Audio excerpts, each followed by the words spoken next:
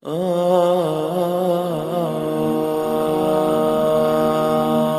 اللہ رب العزت کی ذات کیا ہے؟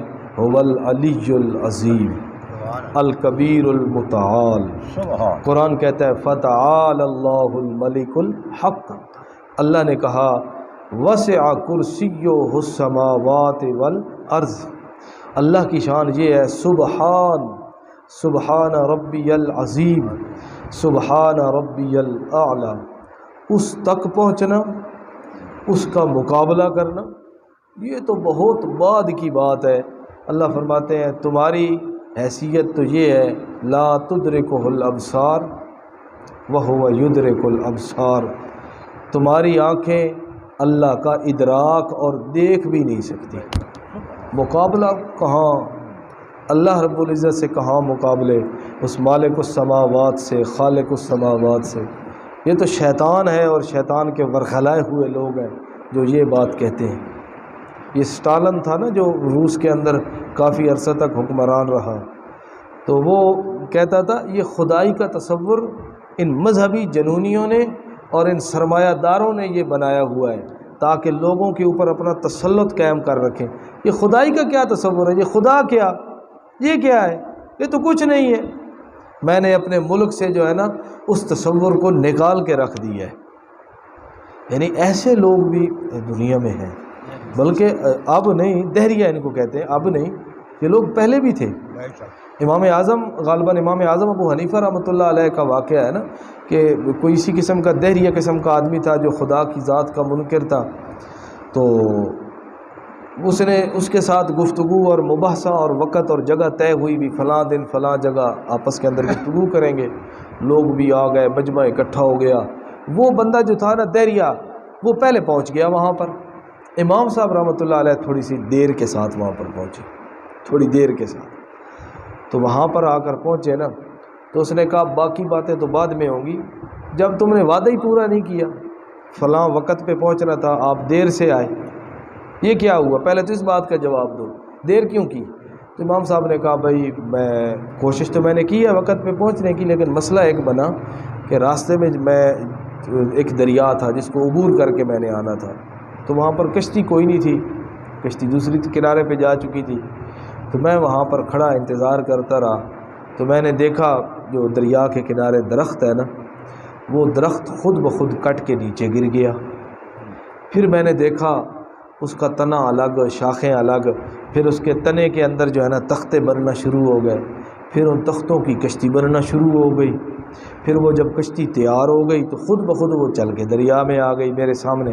میں کشتی کے اوپر بیٹھا تو وہ اس نے نا بڑا ہنسا اور اس نے بڑی تالیاں بجائی۔ اس نے کہا دیکھو بھائی اتنا بڑا بھی کوئی جھوٹ ہو سکتا ہے؟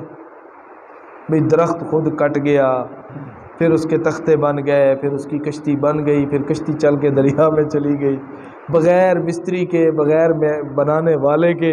یہ کیسے ہو گیا؟ یہ بھلا ہو سکتا ہے ایک دیر سے آئے اور دوسرا اتنا بڑا جھوٹ بول رہے ہو؟ امام صاحب نے کہا جب کشتی بغیر بنانے والے کے بن نہیں سکتی، چلانے والے کے چل نہیں سکتی، تو یہ کائنات بھی بغیر بنانے والے کے بن نہیں سکتی، بغیر چلانے والے کے چل نہیں رہی، بغیر چلانے والے کے نہیں چل رہی۔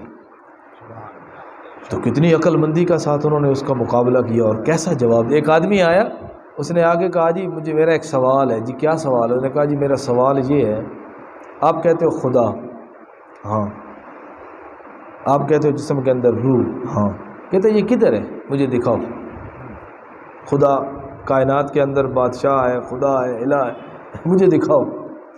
اور دوسرا میرا ایک سوال ہے، آپ کہتے ہو شیطان آگ سے بنا ہوا ہے، ہاں آگ سے بنا ہوا ہے، تو جب وہ آگ سے بنا ہوا ہے تو جب اس کو جہنم کے اندر ڈالا جائے گا تو اس کو کیا تکلیف ہوگی؟ وہ تو خود آگ ہے، خود وہ آگ سے بنا ہوا، تو جب اس کو جہنم کے اندر ڈالا جائے گا تو پھر اس کو کیا تکلیف ہوگی، کیا عذاب ہوگا؟ تو امام صاحب رحمۃ اللہ علیہ ایسے بیٹھے تھے نا، تو انہوں نے نیچے سے نا ایک مٹی کا ایک ڈھیلا سا مٹی کا وہ اٹھایا اور اسے زور سے مارا، اگر جا دفع ہو جا، تو اس کو جا کے لگا نا تو اس کی چیخ نکلی، زور سے مارا، اس کی چیخ نکلی، کہا ہوئے ہوئے آئے ہائے، میں نے سوال کیا اور آپ نے مجھے مارا۔ امام صاحب نے کہا مارا نہیں ہے، تیرے دونوں سوالوں کا جواب دیا ہے۔ اس نے کہا کیسے؟ امام صاحب نے کہا مجھے بتا تو کس چیز سے بنا ہوا ہے؟ نے کہا مٹی سے۔ فرمایا تجھے میں نے کیا ماری ہے؟ کہتا ہے مٹی۔ فرمایا مٹی جب مٹی کو لگی تو پھر تجھے تکلیف کیوں ہوئی؟ تیرا جسم بھی مٹی سے بنا ہوا اور میں نے تجھے ماری بھی مٹی کا ڈھیلا۔ جب تجھے یہ تکلیف ہو سکتی ہے تو شیطان آگ سے بنا ہوا، جب جہنم کی آگ میں ڈالا جائے گا تو اس کو بھی تکلیف ہوگی۔ اور دوسری بات، امام صاحب نے کہا چیخا کیوں ہے تم؟ میں نے کہا مجھے درد ہوا۔ امام صاحب نے کہا کدھر ہوا؟ اس نے کہا جی یہ فلاں جگہ پہ لگا ادھر۔ امام صاحب نے کہا مجھے دکھاؤ درد مجھے دکھاؤ۔ اس نے کہا جی درد یہ ایک محسوس کرنے کی چیز ہے، کوئی نظر آنے والی چیز تو نہیں ہے، اس کو تو محسوس کیا جاتا ہے، یہ کوئی نظر تو نہیں آتا۔ امام صاحب نے کہا جسم کے اندر تھوڑی سی جگہ پہ اس درد کو تو نہیں دکھا سکتا، کہتا ہے محسوس ہوتا ہے، تو میں اتنی بڑی کائنات اور اس کو چلانے والا اور جس کا امر چلنے والا، اس کو بھی محسوس کیا جاتا ہے، وہ نظر آنے والی چیز نہیں، نظر آنے والی چیز نہیں۔ میں پڑھتا تھا اس وقت ڈیرہ اسماعیل خان قاری اشرف صاحب رحمۃ اللہ علیہ کے پاس، تو وہاں پر اسی طرح کا ایک واقعہ پیش آیا۔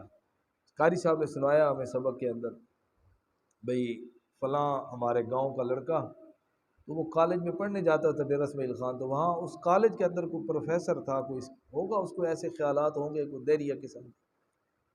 اس نے ایک دن سوال کیا کہ یہ جو لوگوں کے اندر تصور پایا جاتا ہے خدا کا کہ اللہ ہے، میں اس تصور کو نہیں مانتا، کوئی بندہ مجھے مطمئن کرے، یعنی اس طرح کی اس نے اپنی لیکچر دیا اور اس نے ایک بات کی۔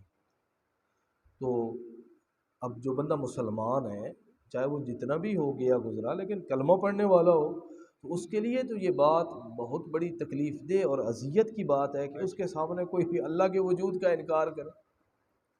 تو وہ کہنے لگے وہ فلاں ہمارے گاؤں کا لڑکا ہے نا، وہ کھڑا ہو گیا۔ اس نے کہا استاد جی اس باتوں کو چھوڑو کہ خدا ہے یا نہیں ہے، میری بات سنیں۔ بڑا عقل مند لڑکا نے کہا جی کیا؟ اس نے کہا مجھے تو آپ مرے ہوئے نظر آ رہے ہیں، آپ مر چکے ہیں۔